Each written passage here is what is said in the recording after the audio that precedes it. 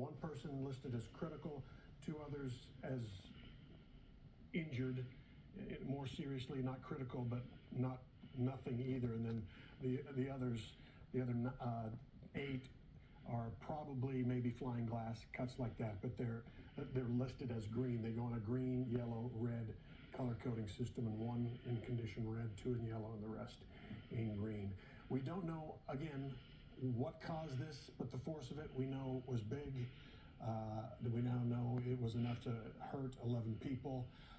Here's the bad thing. So for the next hour, 2 hours of our newscasts, we are not going to be able to show you this picture again because President Biden is coming to the area, and there's a 2-hour flight restriction in this area before and after the president arrives. And so this is why we're going to kind of get you the latest information and tell you about it during our newscast coming up. So there's been a big explosion, knocking out bricks, windows, door jambs, complete pieces of coverage. And there are police officers. Now, remember initially there were firefighters in their gear.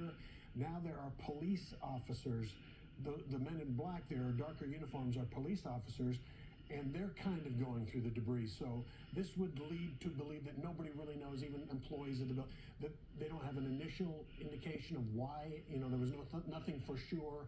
A boiler started making a noise, so they're going to look for evidence, gather any while they're on the scene fast and first, and get it in case they see something suspicious. So that doesn't mean it's suspicious in nature.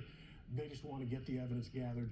It's been raining today. They don't need to lose any evidence in the meantime. So police officers on the scene, as you might expect, and firefighters have gone to another portion. We don't even see each other right now, but you should know, as long as we've been here, we haven't seen anybody moving fast and forcefully. So whatever has happened has happened. The people injured have been transported and treated, and now it's an investigation piece because nobody's moving quickly to rescue. There's no more rescuing going on as far as I can see from this picture. So we're going to wrap this up for now and promise to give you all the information on Fox 4 News at 5 o'clock when we get started. It also looks like those guys in the yellow below are again looking where some firefighters, right on the bottom middle of your screen, there were some firefighters really interested in that kind of down piece of wall. They were picking at a window, or the center thing running up and down the street kind of looks like it's wood, and they were taking a very close look at it. And now it looks like those are some sort of construction guys or engineers in hard hats and yellow. They're looking at the exact same spot. I don't know what they're looking at, but 3 firefighters were kind of kicking at that piece of fallen wall, and now, okay, so I can't see this, but I'm told those are Atmos Energy employees with the gas company, and they're looking in the same place that the firefighters were kind of kicking around. So I don't know what that means. I'm just giving you observations from what we can see and what we've learned for now. All right, that's what we know. 11 people injured. As far as their conditions, we will tell you that.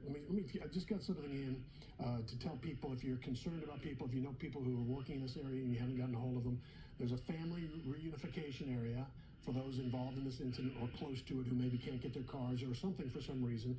That's in Sundance Square. If you're looking for someone, you haven't been able to contact them, Sundance Square, there's a gathering for people to be reunited with loved ones and you can go home or whatever. Media staging is very close by as well, so we'll be able to have crews there as well.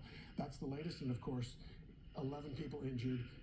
The conditions are red, yellow, green, going worst to best conditions.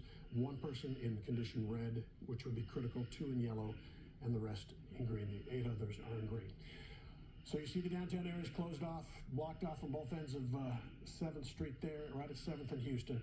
I'm Steve Eager in the Fox 4 newsroom. We're going to continue to gather information. We'll cut in when we get more information, and if the helicopter has to scat, we'll keep an eye on this on the ground with our reporters on the scene.